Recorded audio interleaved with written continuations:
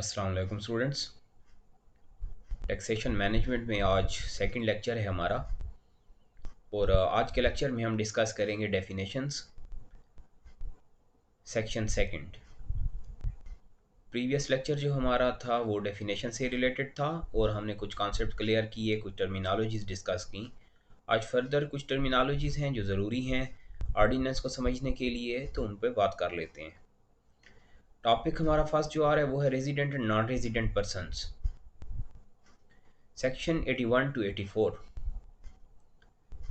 Income Tax Ordinance 2001 doesn't make any distinction on nationality or domicile basis. Rather, tax liability of person is determined on the basis of fact that whether he is resident or non-resident person.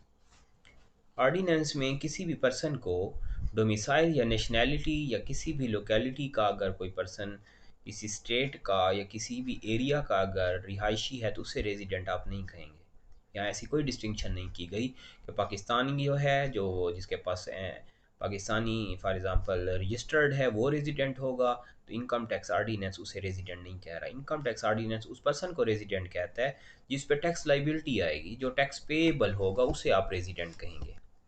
यानी resident कौन होगा? जो income tax ordinance के मुताबिक जिस पे tax penalty या tax charge आता है, इम्पोज होता है, उसे आप कहेंगे कि ये रेजिडेंट है। इसकी कंडीशंस हैं डिफरेंट। यानी अगर एक पर्सन 183 डेज से ज़्यादा स्टे करता है पाकिस्तान में, वो रेजिडेंट होगा, चाहे वो किसी और कंट्री का नेशनल क्यों ना हो। अगर कोई पर्सन पाकिस्तान में यानी फॉरनर है, पाकिस्तान में आके 183 डेज़ या इससे ज़्यादा का स्टे कर ले तो उसे रेजिडेंट कंसिडर किया जाएगा। उस पे टैक्स वही लगेगा जो एक सिंपल या जनरल रेजिडेंट पे करता है। तो यहाँ फिर रेजिडेंट वो ना हुआ कि जो पाकिस्तानी हो, पाकिस्तानी नेशनल हो, आप उसे नहीं कहेंगे जस्ट रेजिडेंट।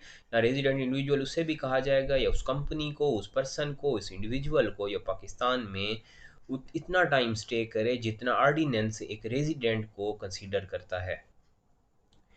फिर यह है कि आप रेजिडेंट किसे कहेंगे? उस पर्सन को रेजिडेंट कहेंगे जिस पे इनकम ईयर के मुताबिक, यानी जिस पे 12 मंथ्स फुलफिल हो रहे हों और उस पर्सन ने 12 मंथ्स में इनकम अर्न की हो, या एक ईयर के स्लैब में या नेट में अगर वो आ रहा है, उसे भी रेजिडेंट कहा जाएगा। अब कुछ डिस्कस कर लेते हैं इस कॉन्सेप्ट को। It must be noted that to be resident or non-resident as used above has nothing to do with the dwelling place or nationality. Rather, it is a term purely designed for tax purpose. तो resident उसे तो आप नहीं कहेंगे कि एक इलाके में अगर कोई रिहायशी हैं तो उसे रेजिडेंट कह दें। एक केपी के जो रिहायशी हैं वो रेजिडेंट हैं, पंजाब के जो रिहायशी हैं वो रेजिडेंट हैं, जब पाकिस्तान की जो जोरिडिक्शन है इसके जितने भी नेशनल या रिहायशी हैं, सिटीजन्स हैं, ये रेजिडेंट हैं, ऐसा नहीं है। यहाँ रेजिडेंट टैक्स पर्पज़ के लिए ये कॉन्सेप्ट दिया गया, डेफिनेशन दी गई, और ये जो है प्योरली टैक्स पर्पस के लिए ये कॉन्सेप्ट रेजिडेंट और नॉन रेजिडेंट का डिज़ाइन किया गया। द स्टेटस ऑफ रेजिडेंट और non resident is always associated with a particular income year because it may change from year two year. तो आपने एक इनकम टैक्स ऑर्डिनेंस ने एक स्पेसिफिक ईयर को, 12 मंथ्स को, या अगर कोई पर्सन जुलाई 1 से जून 30 तक 183 डे स्टे कर लेता है पाकिस्तान में, वो रेजिडेंट होगा। तो जिस पर्सन पे टैक्स पेनल्टी आ रही हो, जो टैक्स ईयर में रेजिडेंट कंसीडर हो रहा हो, उसे आप रेजिडेंट कहेंगे। A person status is determined with reference to the period of his stay. Purpose of the stay is immaterial in Pakistan in the tax year. अब ये नहीं देखा जाएगा कि एक पर्सन का, एक इंडिविजुअल का, एक फॉरेनर का पाकिस्तान में मकसद क्या था रहने का, ये नहीं देखेंगे आप। आप ये देखेंगे क्या वो पाकिस्तान में उसने स्टे किया, जितना आपको ऑर्डिनेंस कहता है उतना स्टे किया, उतने डेज़ का या उतने पीरियड का। और दूसरा ये है कि वो पाकिस्तान में किसी भी मकसद के लिए आया हो, चाहे वो अर्निंग हो, चाहे वो विजिटर हो, चाहे कोई भी हो।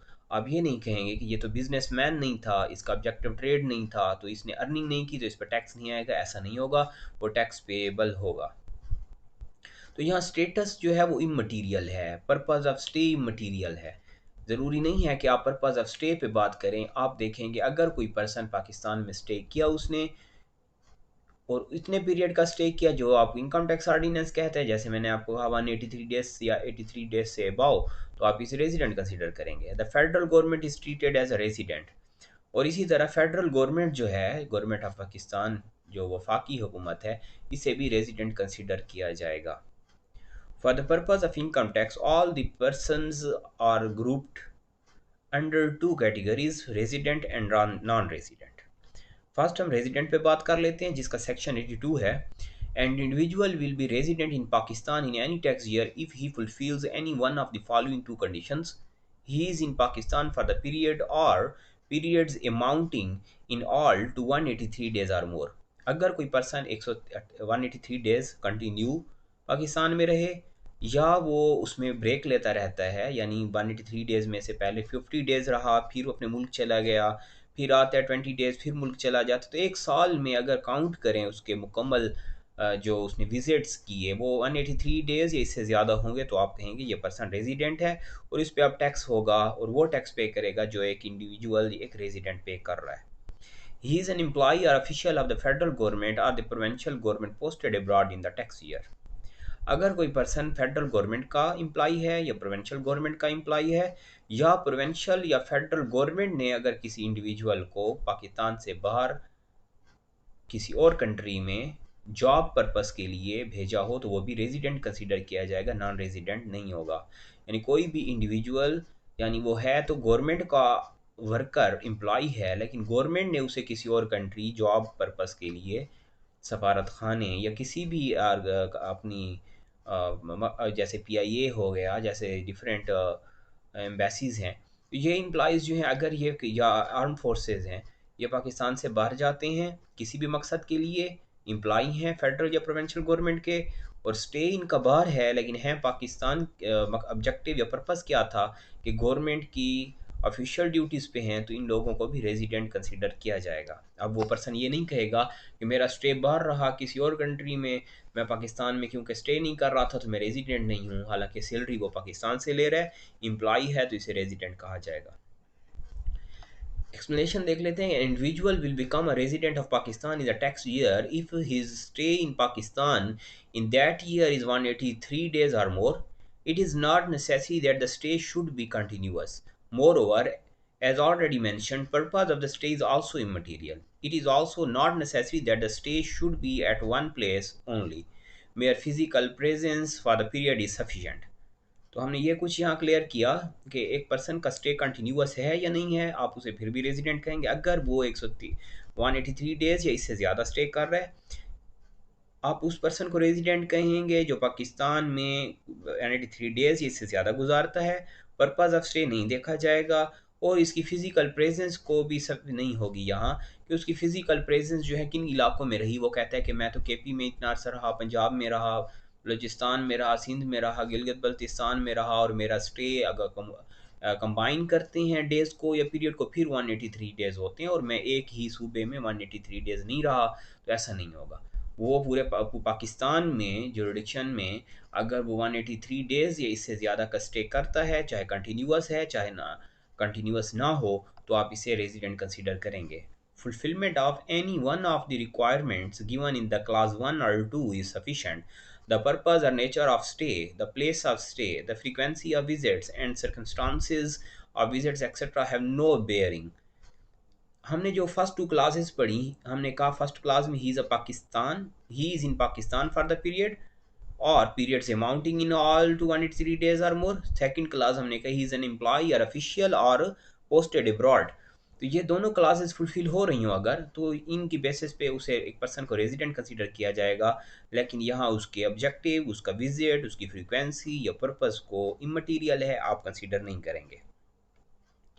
एक एग्जांपल देख लेते हैं. एक इलस्ट्रेशन है. During the tax year 2018, Mr. Akbar stayed in Pakistan in a rented house for 170 days, then went abroad and came back. He again stayed in the hotel at Karachi for 15 days. एक person है जो पाकिस्तान में पहले 170 दिन रहता है और फिर अपने मुल्क वापस चला जाता है, फिर आता है उसी साल में, उसी टैक्स ईयर में, यानी 15 डेज़ फिर स्टे करता है एक होटल में कराची में, तो इसके डेज़ आप देख लें तो 185 डेज़ हो रहे हैं, तो इसे रेजिडेंट कंसीडर किया जाएगा. For the first time in his life, second हम एग्जांपल देख रहे हैं. For the first time in his life mister Ajmal left Pakistan for Iraq on July 5, 2017 and came back on May 15, 2018. एक पर्सन है वो पाकिस्तान, जैसे हमने कहा कि mister Ajmal left Pakistan for Iraq, ये इराक चला जाता है on July 5, 2017 and came back on May 15, 2018। ठीक है, यहाँ हम डेज कैलकुलेट कर लेंगे, देखेंगे ये रेजिडेंट है या नहीं है। Third, mister Anthony a foreigner came to Pakistan on the pleasure trip and stayed with his friend for 9 months, तो ये भी रेजिडेंट होगा।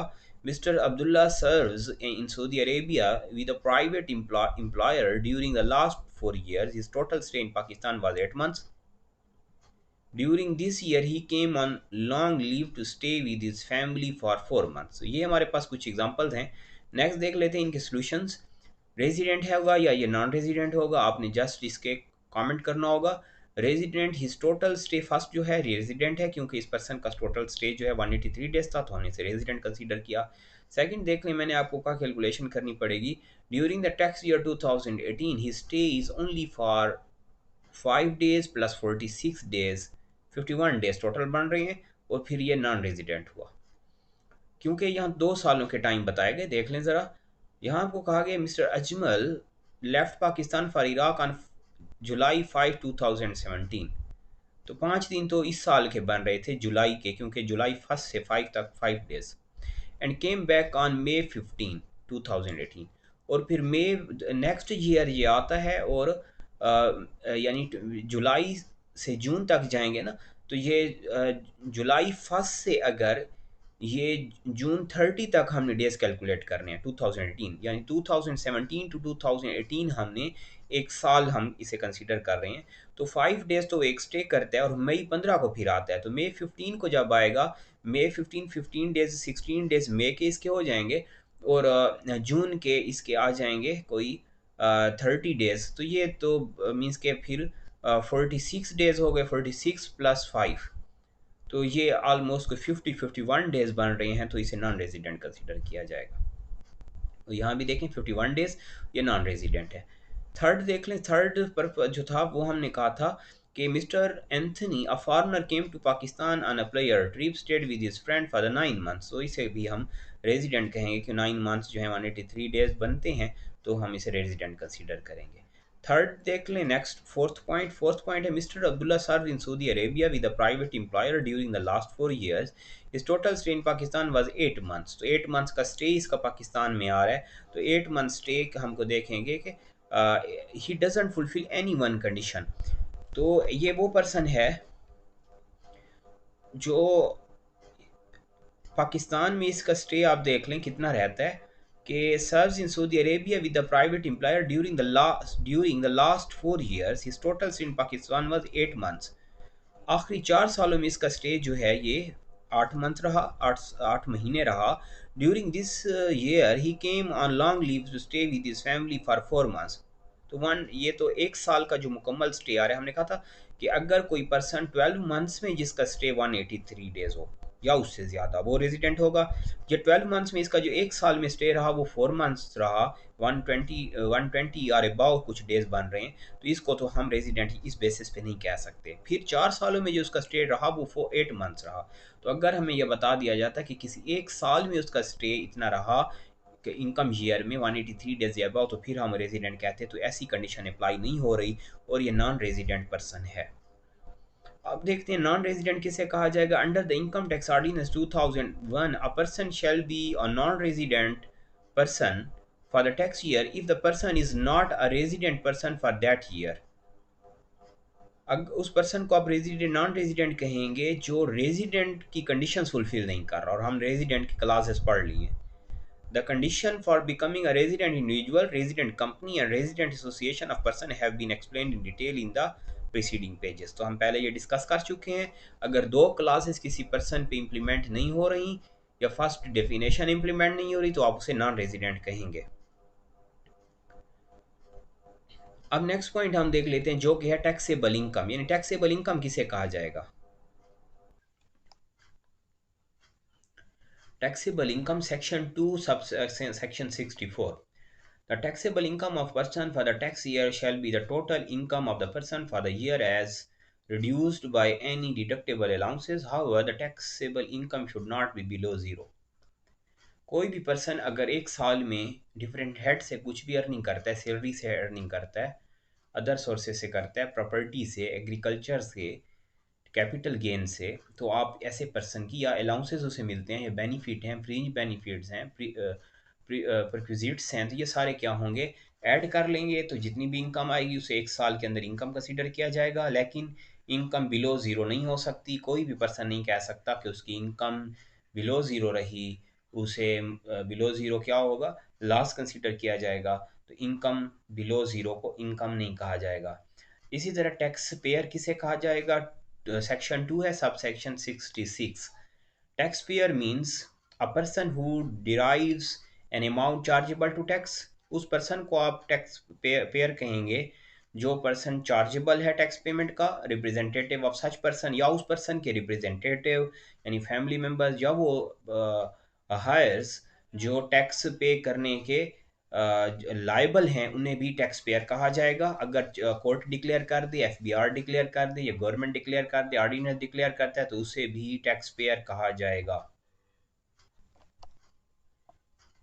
इसी तरह third person, a person responsible to deduct or collect tax and deposit it with the government under the provisions of income tax law. कोई भी person जो जो रिस्पॉन्सिबल हो टैक्स देने का या टैक्स डिपॉजिट करने का, टैक्स कलेक्ट करने का, जैसे हमने प्रिंसिपल ऑफिसर कहा था, उसे टैक्स पेयर कहा जाएगा।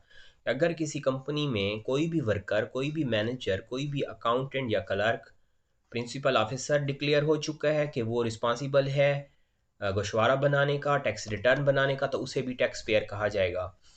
Last point, any person required to furnish और रिटर्न और pay tax under income tax ordinance 2001। कोई भी पर्सन जिसने रिटर्न जमा करवाना हो, रिस्पॉन्सिबल हो कि ये पर्सन रिटर्न ज़रूर सबमिट करवाएगा, वो फाइलर है, वो नेशनल है, वो सिटीज़न है, अगर रेजिडेंट है, प्रिंसिपल ऑफिसर है, कोई कंपनी है, कोई ऑर्गेनाइजेशन है, कोऑपरेटिव सोसाइटी, कोई भी इंस्टीट्यूट, इनकम टैक्स ऑर्डिनेंस अगर किसी पर्सन को लायबल करता है टैक्स गोशवारा सबमिट करने का, रिटर्न सबमिट करने का, या टैक्स डिटेल सबमिट करवाने का, फाइनेंशियल स्टेटमेंट्स की रिपोर्ट्स देने का, रिपोर्टिंग करने का, आप उसे टैक्स पेयर कहेंगे। ये हमारे पास डेफिनेशंस थी। यहाँ डेफिनेशंस का चैप्टर सेकंड हमारा कंप्लीट हो रहा है। जो आउटलाइन में डेफिनेशंस दी गई हैं उनको हमने यहाँ डिस्कस किया। तो ज़रूर आपने कमेंट करें, अगर समझ ना आए, कोई इशू हो तो कमेंट करें ताकि हम क्लियर कर सकें क्यूरीज़ को।